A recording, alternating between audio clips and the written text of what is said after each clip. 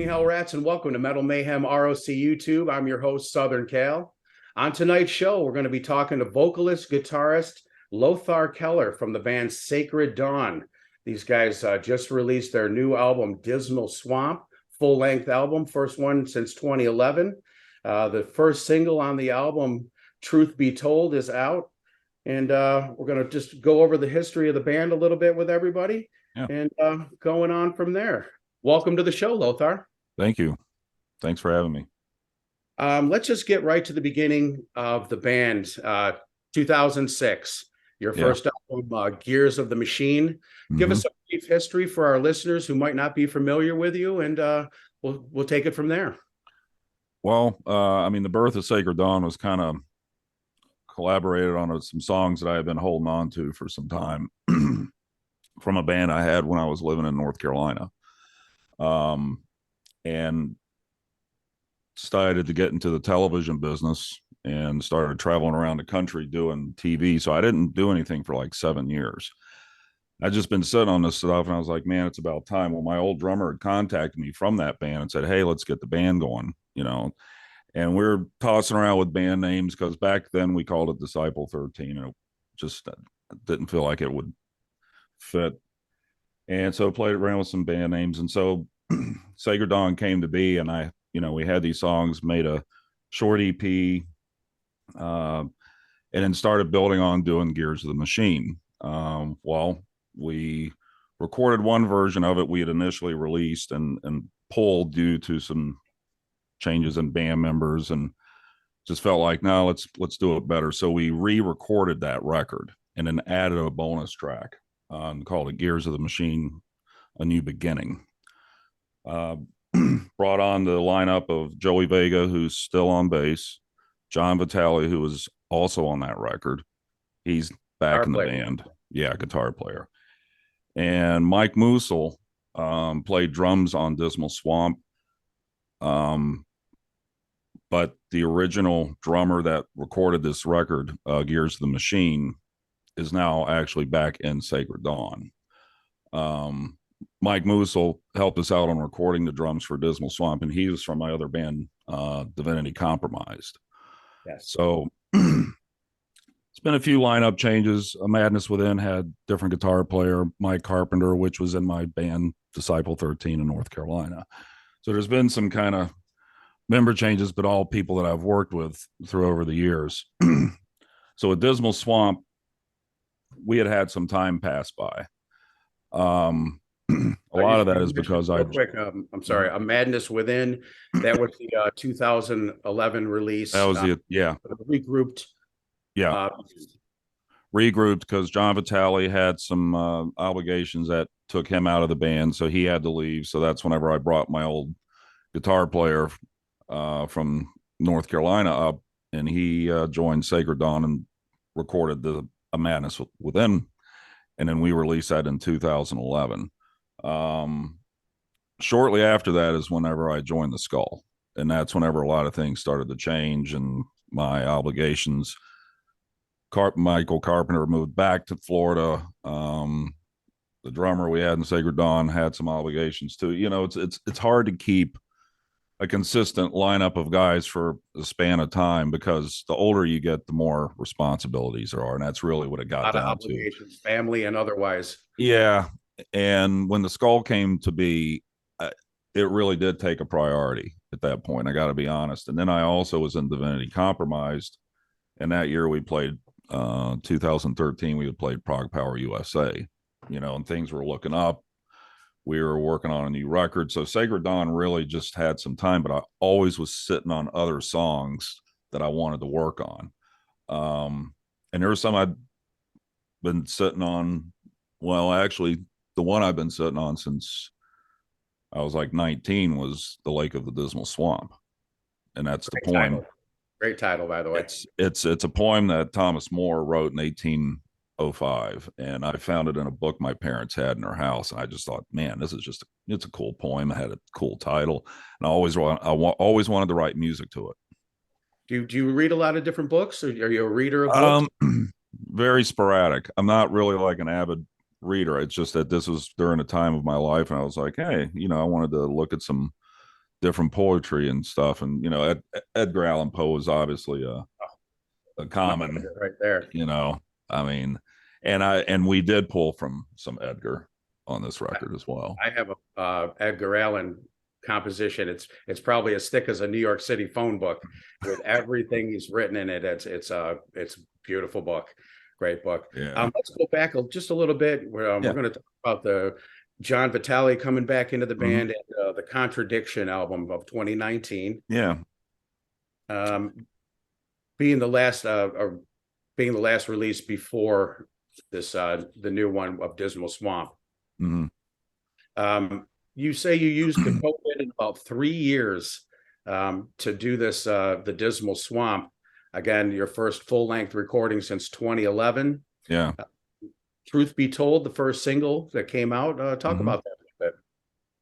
Yeah. Me and John Vitale really worked on this record a lot, and basically a lot of our concepts on the record have been kind of governmental to a point, or political, or sometimes just life in general. And that is kind of a lot of what Truth Be Told is because we're living in a world right now where we really don't know where our information is accurate. Very true. Very true. So we have to decipher for ourselves and hope we have the intelligence to know something's not right here, or, well, this guy or this person's got something else to say, and basically it is, the securities that we feel or don't feel in life. So that's basically Truth Be Told, is kind of speaking out on a lot of these issues. You're talking about where our information's coming from today, nationwide. At 2:20, we had the national emergency single go out. And I tell you, I own a restaurant, so I'm chatting with people in the dining room and going from the kitchen to dining room. And the conspiracy theories I heard today about why they were doing this were just running rampant. Yeah. It's just a test, we'll leave it at that. Don't make it more. Yeah. Really is. Unfortunately, people do that. Yeah, they do. And what are you going to do about that? Let's talk about a couple more of these songs on here. I've listened to this album probably 5 times now. And the one song I keep coming back to was One More Day. Let's say I hate to throw the word ballad around, and a power ballad, but it falls kind of in that neighborhood, let's say. After the 3rd time, I found myself singing along to the chorus of it, and it's got a great hook to it. Tell us what, there's the singing in there, the power ballad and all that.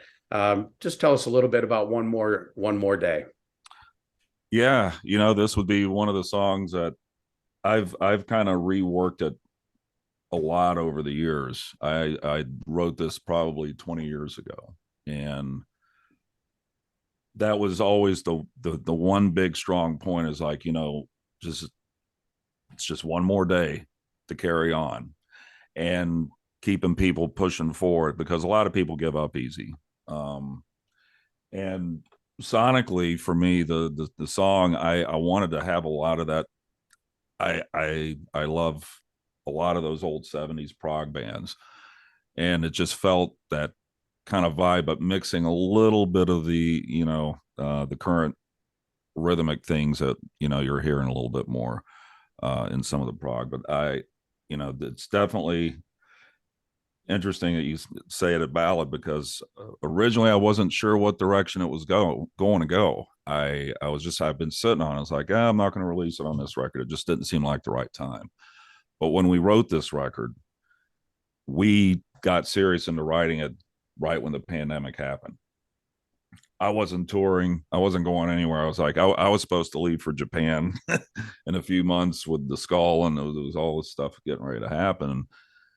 And me and John are like, we did Contradiction. We were just kind of testing the waters to see, hey, is this something that's going to jive? And so here we are. And that song just kept pounding at me. It's like, you know what? This is the record to put it on. And it just felt right. Great song. And you definitely, you get that feel about just keeping your head up and carrying on each day. That music conveys that to the listener, for sure. Yeah, I mean, I've had a few other people, that have told me that that song really struck them, and I was like, wow, all right, cool, because it needed to be the right time, and now seemed like the right time to put it out.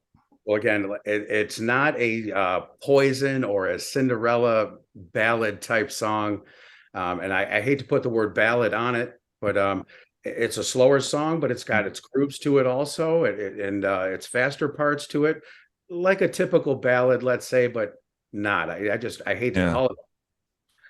I'm good with it. All right, Okay great with song, that. great song.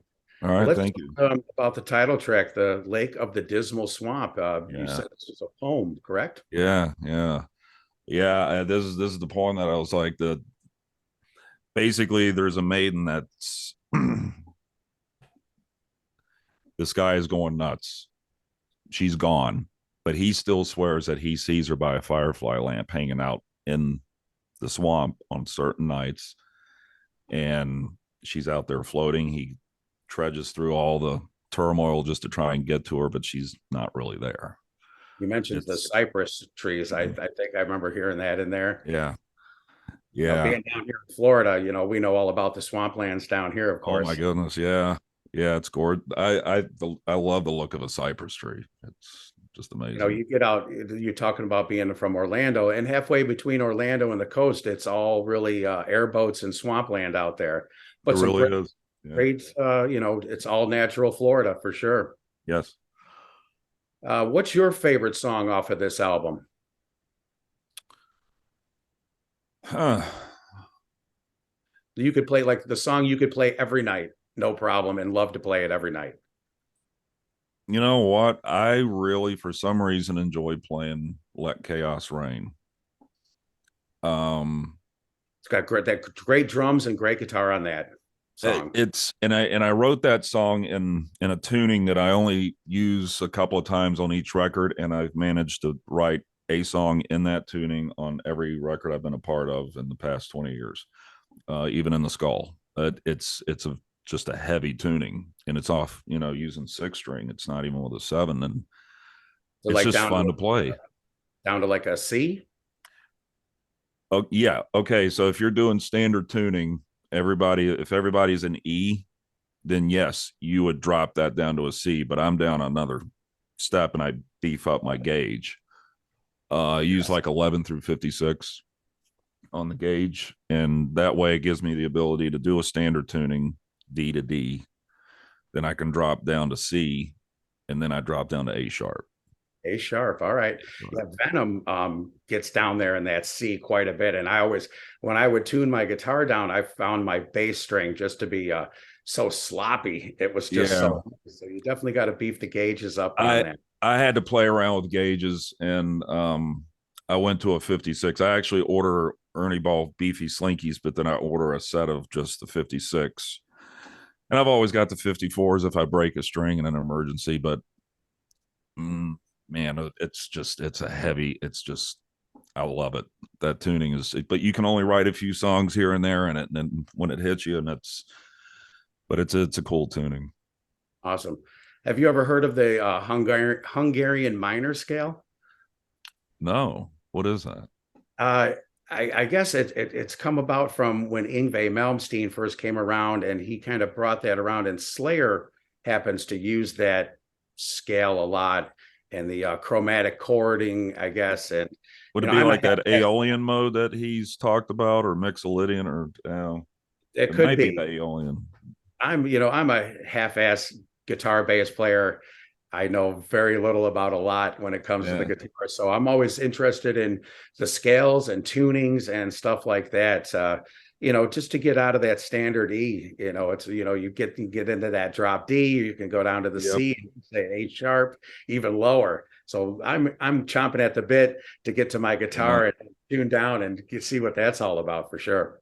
Well, me and John, because when John used to work for U.S. Music, so we'd got a few Washburns through the deal, and we had some prototypes made of seven-string baritones, and those got down to F. Oh God. And we wrote one song. It's on A Madness Within, Summer Treason. So we've only recorded, that's probably the only song we'll ever do in that tuning. It's not practical, but it gets down there. I mean, it's bass strings. Let's talk about your amps a little bit. I could swear only because it has such a distinct sound to it. But I don't remember because I didn't note it in my list here. But do you use any Mesa Boogie amps by any chance? Well, um, I used to use Engel on the previous records, but this one, I've got actually it's a Randall with the modular system, so you Okay. can swap out the preamps, and they've got there's Mesa Boogie and stuff. So I've got a mixture of different modules. I could have sworn I heard that Mesa Boogie sound in your It's guitar. got kind of a little bit of a Mesa sound to it. I mean, like I said, they make a Mesa Boogie module for it. All right. So it's a really cool amp. They don't Egnator was the design for it. So unfortunately they don't make that head anymore. Egnator still does it somewhere, but yeah, it's a loud head. It's heavy. Heavy for sure. It's Yeah. a very distinct sound. Well, talking about heavy, let's move into your time with the Skull and Eric Yeah. Wagner and Ron Holzner. Tell us a Yeah. little bit about that. Yeah. I mean, the band originally started in 2012 with the intention of, we were going to play the early records.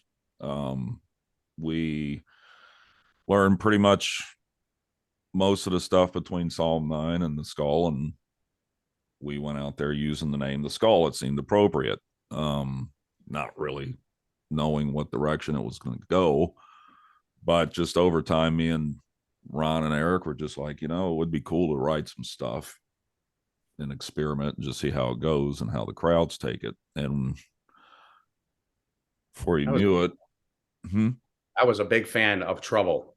Just couldn't get enough of those guys. oh man, yeah, Eric and his vocals. I like the band that he had, Lid, and the Inside the Mushroom CD. Just great stuff, and definitely some Chicago doom in there for sure. Yeah. He even did that Probot thing with Dave Grohl, and Wino was on that as well.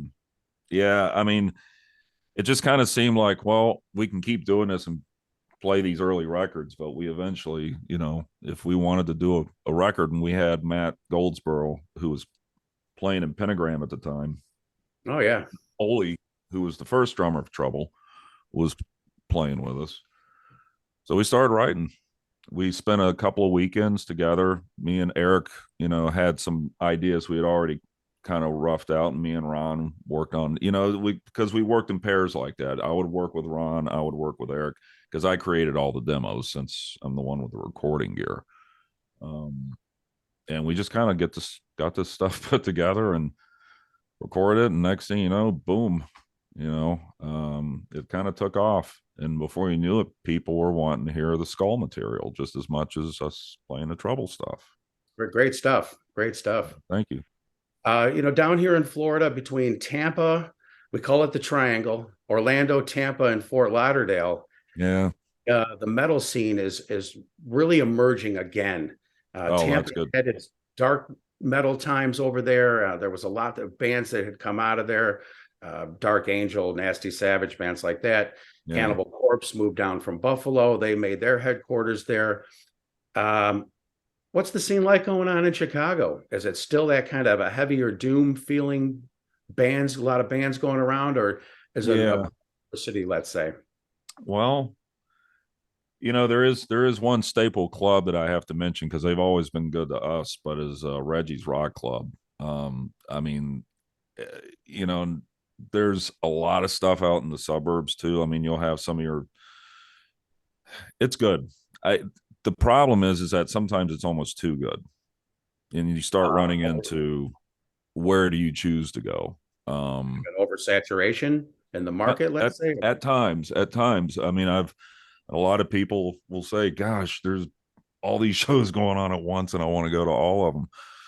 So It's kind of a good problem to have. But at the same time, I mean, I would say there's definitely a strong doom, and there, the prog scene to a point. Yeah, I think it's still strong. I mean, it's gone through its waves. But I would say as far as the the darkness, it definitely it's fitting for Chicago, right? Yeah. Oh yeah. That's awesome. Uh, we're talking about I'm sorry, I'm lost my little thing here. You're talking about the oversaturation in the markets. Yeah. Uh, about how about touring? Any plans about going out with the band? I mean, touring nowadays is it's almost impossible again for oversaturation, I know. logistics, trucks, everything. Why can't we just have the 80s again? How easy it was to tour. And now it's just, unless you're a big band and you're hauling around your own trucks, your own equipment, your own crew, it's a very tough thing. Like And like Iron Maiden. Maiden, Metallica. I mean, a lot of these bands are having to cancel. Good bands, I know. man, Anthrax canceled, Stripers canceling, everybody left and right. We just had Flotsam and Jetsam just canceled a 10-day tour. I mean, if you can't even get out on the road for 10 days, Jesus, who can you Uh, can put together a 6-month tour? I know. I mean, obviously the touring expenses have killed things. I know one of the big struggles a lot of these festivals have, especially for the U.S., because we're the ones that have the extreme visa fees that I can't even explain to you. It's part of the reason why Brian Dixon isn't in the Skull anymore, is so to speak, is because it's just to get him into the U.S. was impossible. The fees that they want to charge, and now they tripled, I think. I mean, it's so a Triple them. lot of these festivals, like I know with Prague Power in particular, they mentions like we either got to raise the ticket prices to keep bringing you the bands that you want to see, or we can't do that. And I get it. It's a struggle, and in general, I mean, every band has to make a decision. I mean, every day I read it about bands doing GoFundMe's to recoup what they lost. I, On top of all that, now some of these clubs want a percentage of your merchandise sales. yeah, I mean, come on. that's insane. It's Now, insane. this is how some of the bands, this is where they actually make some money, let's say, because everything else goes into food, hotels, gas, transportation. So you're making a little pocket change from the t-shirts, and now these people want more. They want a cut of that. And the Vernomatic brought Raven to Rochester, and just the logistics of all of that and how he negotiated. He learned how to negotiate these contracts with the Mhm. writers and things like that. And it was just do you want a percentage of the bar? And it was, how do you make it all work where everybody's going to be happy? Oh my God, it's like a job just to have a job and Yeah. out on the road. So do you have any shows coming up? Are you guys playing any festivals anytime soon? Well, I know that. All right, so Sacred Dawn, we're doing our CD release party um, at Livewire in Chicago. We have also on my label Qumran, Diggeth flying over from the Netherlands are going to join us for that, as well as Spillage. And then as far as anything beyond that, we're looking at some opening, national slots in and around the Midwest right now. But because of the fact of how expensive it is, we're going to take that in stride. But we are looking at some options of some festivals for next year to get onto. So, You mentioned real quick 70s prog rocks. I can see your shirt. Is that Uriah Heep on the top oh there? yeah, One of do you like that band? yes, I oh first yeah, heard the song Easy Living, and I was like, it was on a compilation with some Motorhead and Girl School and Angel Witch. Uh, mm-hmm. Great tune. And from ever since then, I really got into those guys. My most favorite band, Rush, opened up for them on their very first Yeah. tour with Neil Peart, and in Pittsburgh, and the rest is history on that one. So, um, what's on your playlist? If you're just kind of cruising around town or you're in the garage putzing around, what are you Oh listening to? gosh, I'll go anywhere from Opeth to Genesis to Maiden. Okay, the Arch Matheos stuff. John Arch from John Fates Arch, yes. and the Matteo stuff. God, yeah. It's, Sometimes that ends up Fate's just Warning. slipping in there. Yeah, I was one of the lucky ones that got to see them do Awaken the Guardian at Frog Power. That Nice. was with the original lineup. That was something special. Yeah, Fate's Warning was always on my playlist. Dream Night on Theater gets Rockin'. sprinkled in now. Yeah, Yeah. that Night on Oh, Rockin' album. It sounded a little bit like Bruce from Iron Maiden, but I got over that quickly and embraced yeah. that. I like John Arch and his vocals. Mm-hmm. Stuck with that band for a little while. Yep. Yep. Yep. Cool. Got to throw a little King Crimson in once in a while. Okay. And there we go. 70s for sure on that one. Yeah. Gosh, and then I'll pull out some of the Sorcerer. Okay.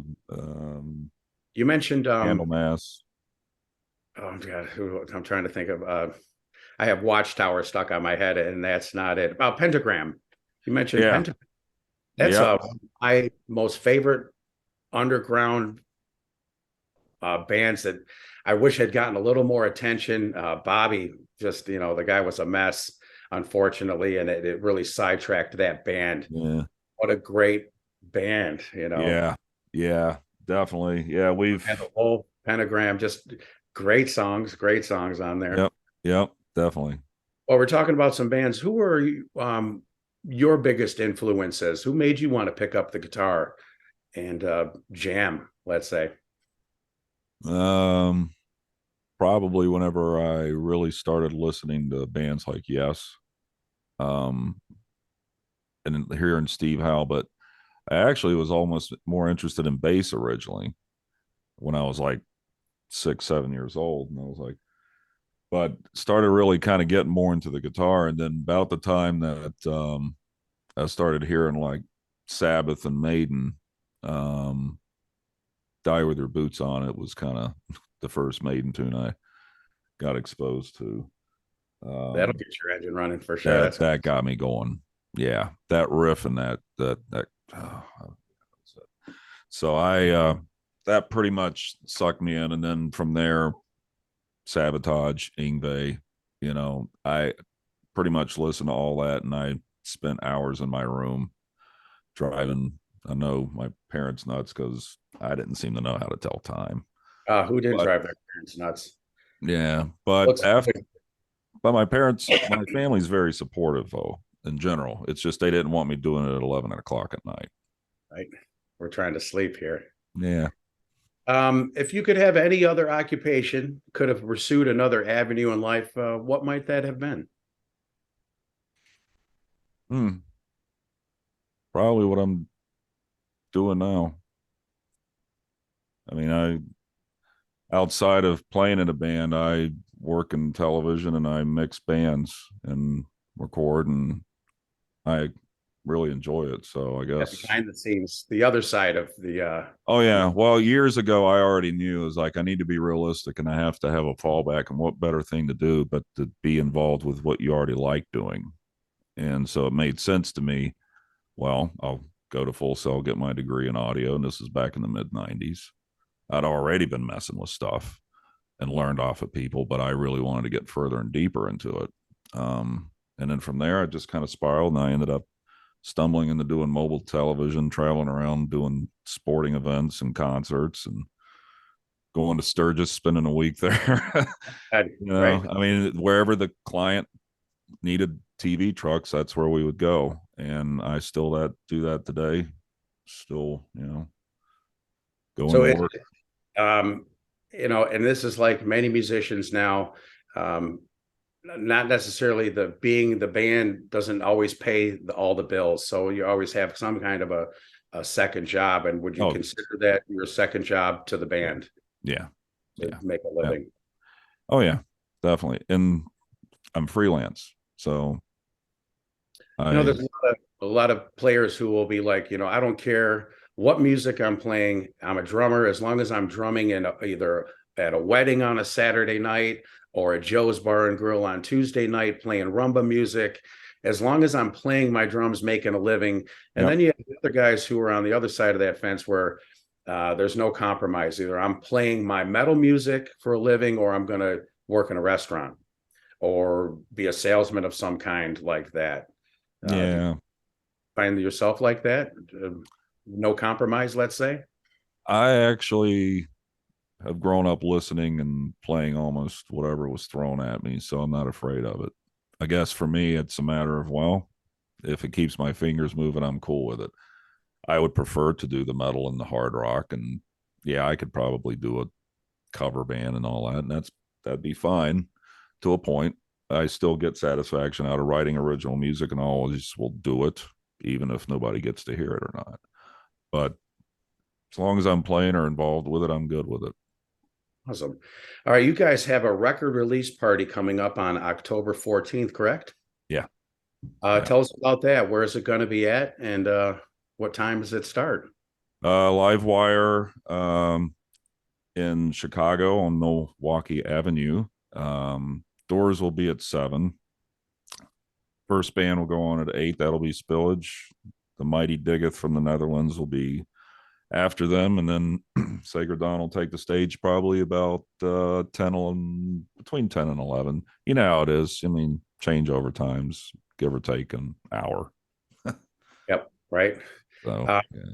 We've had a lot of bands come and send our way. A lot of just like Larry Berrigan from Hellstar, who that's the guy I was talking about, the Hungarian harmonic scale. Oh, okay.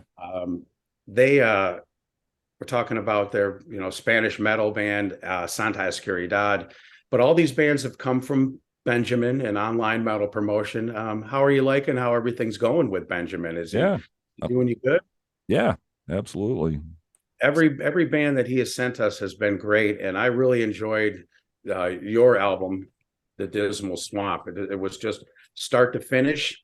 Again, a different band, not the same old, and every band that he has sent us has been completely different. I really enjoyed that Spanish metal thing. I think that's a whole Tejano sound that's going on in Houston. And metal it's alive and well everywhere in America. It's just a shame that these bands can't get out on the road and promote a little better, besides just regionally, let's say, playing a couple cities around Chicago or around Houston area, things like that. So well, you never know. Maybe we'll end up in the South. Hey, come back down to Orlando. I tell you that the scene in Orlando, that Conduit, Peter Olin is the club owner. He's a promoter in Tampa, and he is just bringing the bands. Satan, which is like, to see the original band members still together after all these years, and it's a band that hasn't been to America very little. They just did a tour recently, and now they're back for like the second part of the tour. They got I believe they're opening up for Venom Incorporated, and it's a band. It's on my bucket list, so I got to see them. Can't wait till Monday. It's going to be great. Awesome. Before we let you go, tell us about your media outlets. How can we find out more about your band? Well, the Sacred Dawn website is pretty simple. It's sacreddawn.net. And we can be found on the Instagrams and the Facebooks with Sacred Dawn Music, following the slash. And then also Qumran Records, which is QUMRAN records.com, is we're all over that too. Awesome. I am the label, so there you go.